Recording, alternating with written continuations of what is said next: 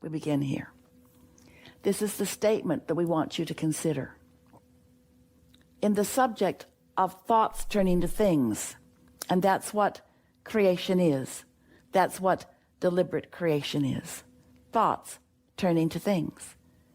You are physically focused in your human experience, and you want things to manifest.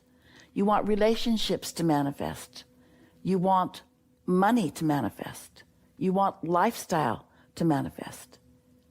You've been hearing us say for a while that the way you feel or the emotion that you feel in any moment in time is a manifestation.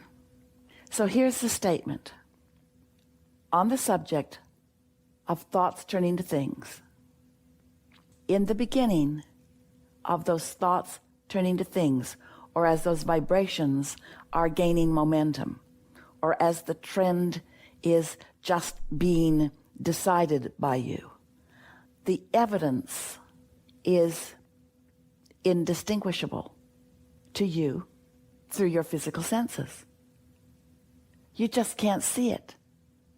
The earliest of progress, in fact, quite a bit of what's going on, you might say behind the scenes, or if you were a seed in the ground, you might say beneath the soil. But those beginnings, those vibrational beginnings of evolution and expansion, and here's the word you want, progress. Progress toward the bank account you want, or the relationship you want, or the physical bodily conditions that you want, is indistinguishable to you. That means a whole lot's going on that you can't prove through the physical evidence of it. Now, understanding that is very helpful to you. Being negative about it is not helpful to you. In other words, we get it. We understand why some of you might complain about that. Well, if I can't know that I'm making any progress, then how do I stay optimistic or positive? How do I find faith or expectation when it keeps not showing up? And that's the part that we really want to talk with you about, because it is absolute that it would show up if you could, when you do, maintain more consistent trending. But you don't maintain more consistent trending of optimism or positive expectation because you want to take score of the manifestation before it is seeable or hearable or smellable or tasteable or touchable, while it is still indistinguishable to you through your physical senses, not through your emotions. You can feel it in your emotions. That feeling of discouragement, in fact, is your guidance system giving you an indication that you are trending in opposition to what you want. And that trending is what is so important. You must maintain a positive expectation even before you see the evidence, or you will not see the evidence. If you want it and doubt it and want it and doubt it and want it and doubt it and want it and doubt it and want it and doubt it and want it and doubt it, then you trend toward it and away from it and toward it and away from it and toward it and away from it. And so it maintains that indistinguishable position on and on and on and on and on for days or weeks or decades or for all of your physical life experience for no good reason other than you're not applying what you now know about focus. That's why, if you've been listening to us for a while, you've been hearing us say it's been an important part of the trending or theme of every conversation that has ever flowed from us to you.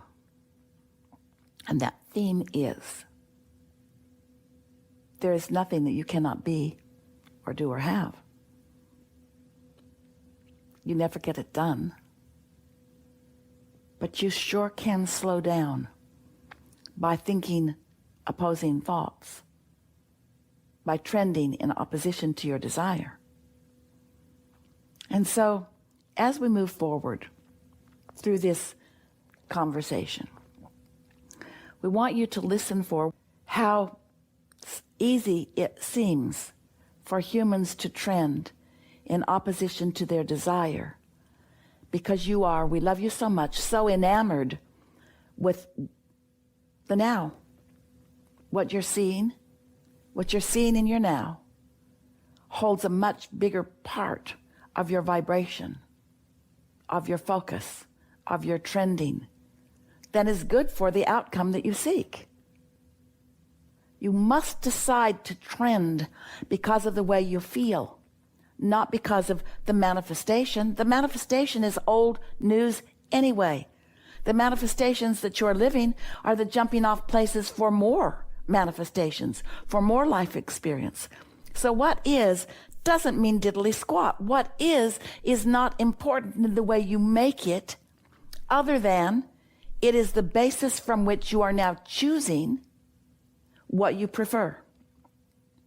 But if what is the basis by which you decide your rightness or wrongness in relationship with others, if what you see is the basis by which you evaluate your worthiness or your ability, then what is not serving you in the way that it could.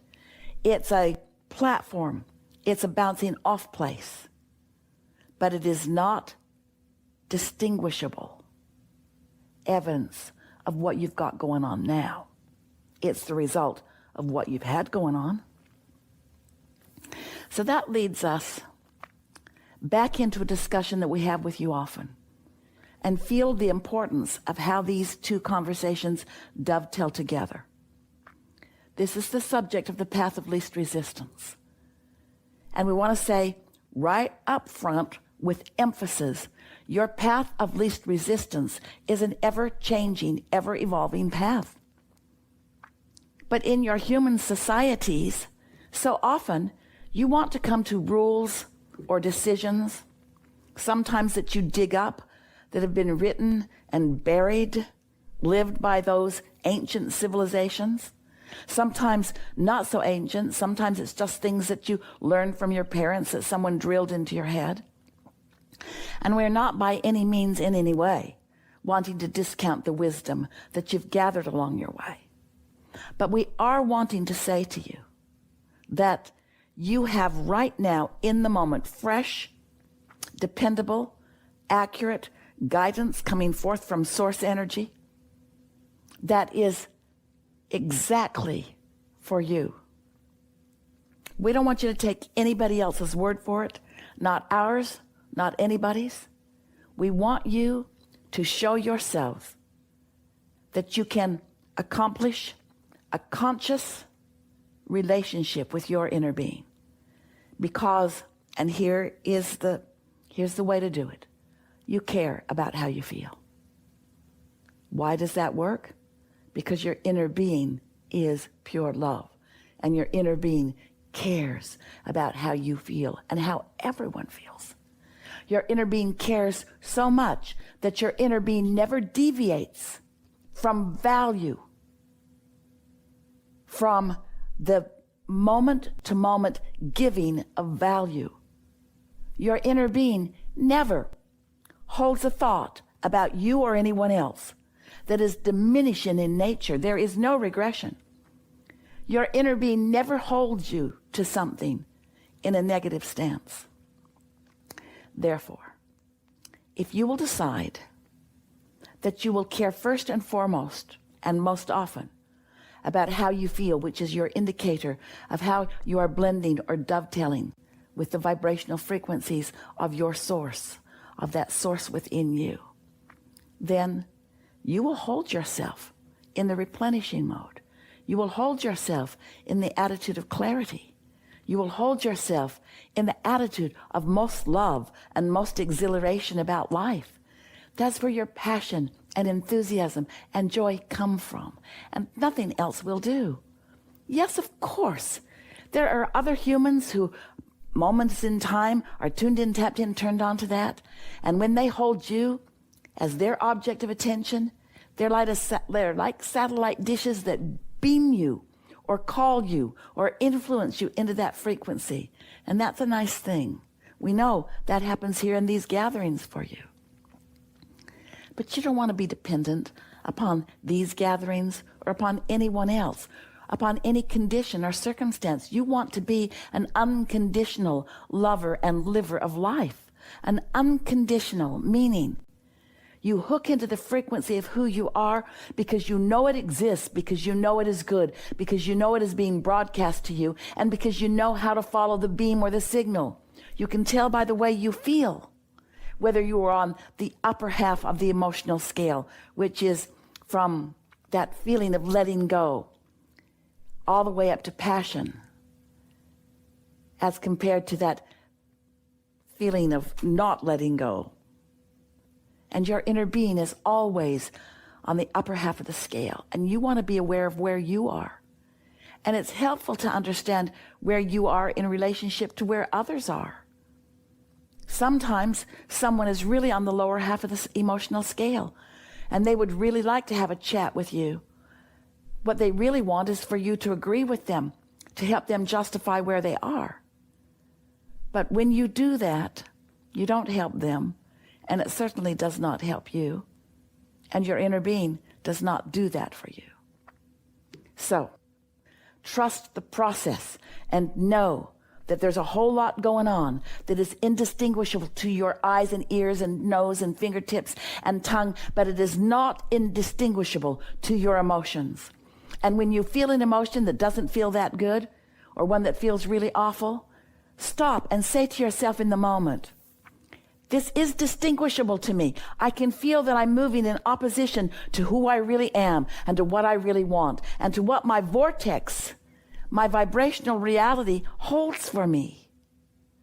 And as you remind yourself of this law of the universe, the law of attraction, and of these laws of deliberate creation that you've been learning from us, and from this powerful emotional guidance system, which shows you this powerful art of allowing, the art of allowing you to be in vibrational sync with what you've become vibrationally, that you are in the process of allowing yourself to become in all other aspects.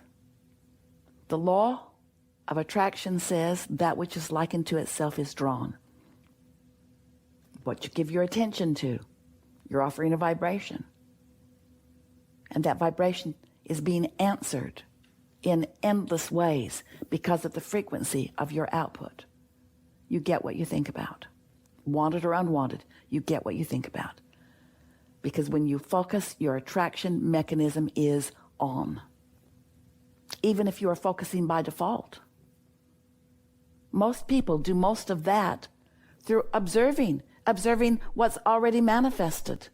Not observing what's in the vortex, not observing what is really wanted, observing what's going on. That's why most people just continue to regurgitate different places, different faces, but the same thing over and over again. This law of attraction, very important to understand.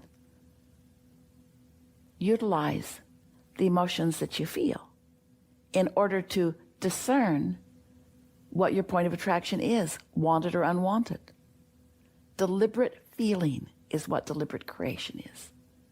It's not deliberate observation of what's going on around. It's deliberately feeling your emotions. You can do, in real time, moment by moment, better and better and better trending. And when you do that, you allow what has been indistinguishable, what has been not seeable or smellable or hearable or tasteable or touchable. You allow the momentum of your creation to gather enough momentum that you are able to discern it. We know you're getting this.